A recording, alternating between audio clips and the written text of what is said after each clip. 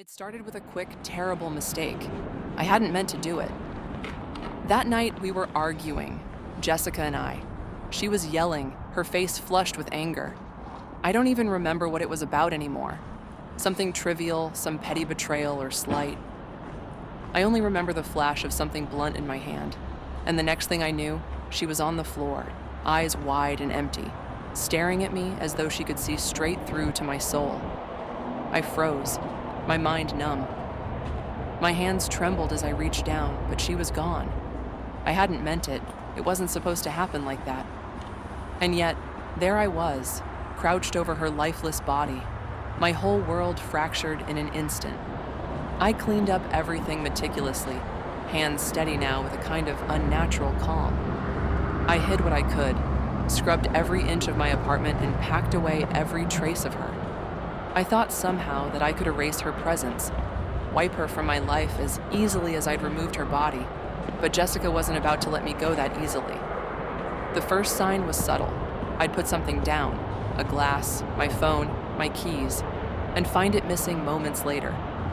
At first, I blamed my own nerves, the tension that had settled like an iron band around my chest. But it grew worse. I'd turn around and catch a glimpse of something in my peripheral vision, something pale and unmoving just behind me. Each time, I'd whip around, only to find the room empty. But I knew better. It was her. She was here. Somehow, someway, she was back. Soon her presence was undeniable. She'd leave mirrors fogged with words that should have been impossible. Why?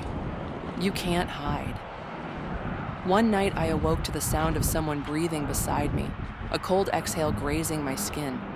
I stayed frozen in bed, my heart pounding as I felt a finger trace lightly over my cheek. She was making sure I couldn't forget. Days turned into weeks, and I stopped sleeping altogether. Shadows slithered in the corners of my vision, whispering secrets and regrets. Each night I heard her footsteps pacing outside my bedroom door, pausing just long enough that I'd know she was listening, waiting. I tried to ignore her. I tried talking to her, screaming at her to leave me alone. I tried begging, pleading. None of it worked. She was there, always there, in every reflection, every shadow, every echo in the empty rooms. Once I even tried to leave. I packed a bag, threw open the front door, and stepped outside. But the air felt thick, like it was pulling me back.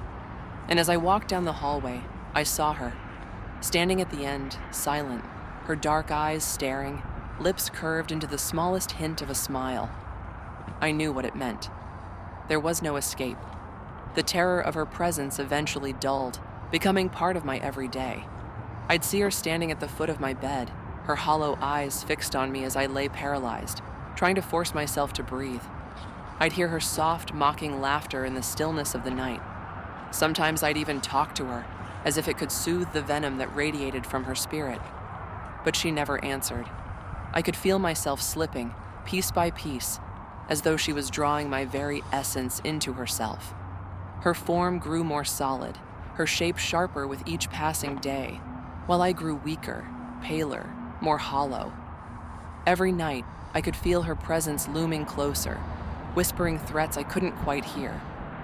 Now, as I lie here, my body limp, my chest tight, I know this is how it ends.